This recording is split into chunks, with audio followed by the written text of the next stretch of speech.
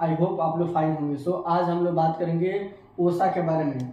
So what is the ओसा? ओसा 30 our general industrial क्या है, ये कौन सा टॉपिक है? सो ओसा के बारे में आज हम लोग बात करेंगे। Important exam preparation question with the answer. ये पब्लिश कब हुआ था? डेट ऑफ द पब्लिश दिसंबर 29 1970 में। ये उस टाइम में पब्लिश, उस टाइम में क्या था, बहुत सारा कंपनी में काम कर रहा था लोग, बट कोई सा भी मतलब बहुत सारा एक्सीडेंट रेशो बढ़ रहा था, बहुत सारे मतलब साइड अच्छे से नहीं चल रहा था। उसको कंट्रोल करने के लिए उस टाइम हमारे पास कोई रूल नहीं था। तो उस टाइम में ये ओसा को लाया गया। ओसा का मेन एजेंडा ही था जो मतलब सेफ्टी से अच्छा से मतलब इन्वायरमेंट को और एम्प्लॉय को प्रोटेक्ट करना फ्रॉम हजार्ड, तो उसका मेन एजेंडा था, इसीलिए वो आया। सो इसका मेन गोल क्या आप देख सकते हो। What is the main goal of the OSHA? Answer, to ensure safe and the healthy working condition for worker के लिए हम लोग जो वर्क कंडीशन है ना उसको इंश्योर करना है। मतलब इंश्योर करना पूरा से हेल्थी, किसी हजार और नुकसान नहीं होना चाहिए। किसके लिए? जो हमारे लिए वर्कर काम करने हमारे साइट पे है उनके लिए। तो इसके दूसरा उसमें देख सकते हैं, preventing the work place accident. Work place पर जो है मतलब एक्सीडेंट हो रहा है, खतरा और डेथ हो रहा है, उसको कंट्रोल करने के लिए। सीटिंग स्टैंडर्ड्स, जो बैठने का है, जैसे बैठने से बैक पेन होता है, मतलब बहुत सारी बीमारी होता है, तो उसको कैसे कंट्रोल करना है। Training and education, training and education अपने टीम को देना, जो हमारा बंदा काम कर रहा है उनको ट्रेनिंग पढ़ाई कर। फॉर एग्जाम्पल कोई सा भी आप एक्टिविटी स्टार्ट करने जाते हैं तो बिफोर आप उस वर्कर को एक्सप्लेन करो विथ योर एम्प्लॉय को कि इस काम में क्या हज़ार है, इस काम को हम कैसे परफॉर्म करेंगे, ये काम हमारा अच्छा से हो जाएगा, इसमें कोई हज़ार नहीं होगा। एजुकेशन, जो बंदा एजुकेशन उनको प्रोवाइड करो, उन लोगों को पढ़ाओ अच्छा से, तब वो मतलब एक साथ काम टुगेदर करके अचीवमेंट कर सकते हैं। इन्फोर्समेंट, जो हमारा कंपनी का लॉ वो होता है ना मतलब, तो उसको आप एकदम प्रॉपर से फॉलो करो। एम्प्लॉइंग वर्कर्स, जो वर्कर है उनको एकदम प्रॉपर मतलब बोलो, समझाओ, एक अच्छा कल्चर बनाओ। Research and the collection, research करो। रिसर्च क्या है मतलब आपकी कंपनी में कैसा काम चल रहा है, कहाँ पे गैप है, क्या कमी है, उसको एक आप रिसर्च करो। कैसे इंप्रूवमेंट करें इन फ्यूचर में, उस डाटा को कलेक्ट करो, फिर एनालाइज करो, देखो आपका साइट किस तरह ग्रो होता है और किस तरह एक्सीडेंट रेशियो घटता है। तो इस वे में दूसरा क्या, what is the PP given example? ये क्या है मतलब पीपी क्या है? Personal protective equipment such as helmet, glove, safety shoe. ये एम्प्लॉयर का रिस्पॉन्सिबिलिटी होता है जो एम्प्लॉय को प्रॉपर तरह से पीपी प्रोवाइड करना, कोई काम कर रहा है उस दौरान में। ये फ्री ऑफ कॉस्ट प्रोवाइड करने हैं, कोई पैसा नहीं लेगा, सब बोलता है। सो इसका मेन जो सेफ्टी शू हो गया, हेलमेट हो गया, जैकेट हो गया, ये सब प्रोवाइड करना है। एज पर वर्क रिलेटेड आपको और प्रोवाइड करना है, बट ये बेसिक है, ये तो आपको प्रोवाइड करना ही करना है। दूसरा का, what is does LOTO standards for? So lock out, tag out, control of the hazard energy during the maintenance.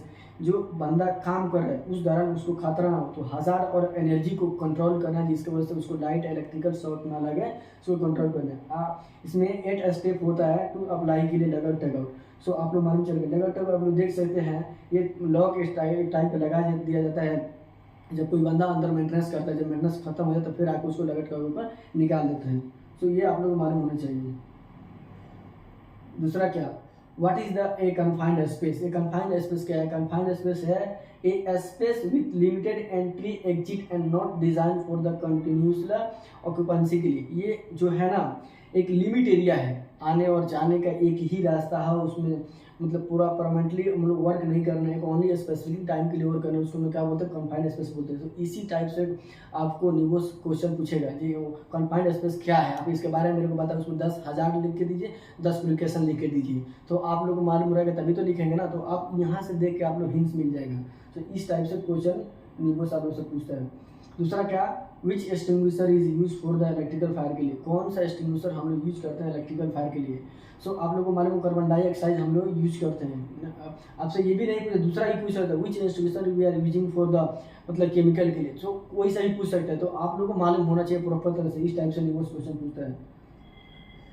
दूसरा क्या, what is document given such as chemical hazard information? ये क्या, और कोई हम लोग केमिकल यूज कर रहे हैं तो हम लोग को उसका इन्फॉर्मेशन कहाँ से मिलता है? एमएसडी से मिलता है, मटेरियल सेफ्टी डाटा शीट। ये क्या होता है? इसमें 16 सेक्शन रहता है, ठीक है ना। सो आप लोग कोई सा भी मटेरियल यूज करें, उसमें क्या हजार्ड है, उसमें क्या उसे हम लोग प्रिकॉशन लेंगे, कौन सा बंदा कर सकता है, कितना टेम्परेचर में रखना है, कि कोल्ड में रखना है कि हीट में रखना है, उसमें सब इन्फॉर्मेशन मिलाया जाता है। क्या आइस प्रॉब्लम में होगा कि क्या होगा, उसमें मतलब फायर हजार्ड है कि मतलब आपका बायोलॉजिकल हजार्ड है, सब उसमें बताया जाए कि हेल्थ हजार्ड है, कौन सा हजार्ड है बताता है। सो वो बताता है, तो आप लोगों को मालूम होना चाहिए। MSDS it's a very good question. Main causes of the slip trip falls का, जो हमारा गिरते हैं ना स्लिप एंड ट्रिप होता है, उसका मेन मतलब क्या है, मतलब कैसे कॉज, उसका कारण क्या है मेन। सो मेन कारण है वेट फ्लोर, जो फ्लेयर पे पानी रहता है, तेल रहता है उसको। दूसरा क्या, बंदा मटेरियल कैरी करता है, वो पूरा पूरा ज़्यादा मटेरियल कैरी करने की वजह से उसको दिख नहीं पाता, बैलेंस भी करता है, गिरता। दूसरा क्या, फ्लोर पे वायर वायर हम लोग छोड़ देते हैं, केबल वेबल, उसके वजह से।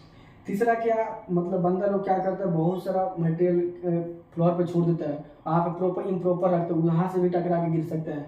बहुत सारा मतलब काम करते समय वहाँ पे भी छोड़ देते हैं, उसके वजह से भी गिर सकते हैं। दूसरा क्या, लेडर चलता है, लेडर में बहुत सारा गैप रहता है लेडर में, उसके वजह से भी मतलब बंदा गिर जाता है। सो आई होप आप लोग समझ गए होंगे। आज के लिए इतना ही काफ़ी है, फिर हम लोग नेक्स्ट वीडियो में बताएंगे। ये फर्स्ट 1 लेक्चर है, इसमें 2-3-4 लेक्चर और रहेगा। सो मैं आप लोग को डे बाई डे करके अच्छे से समझा देगा।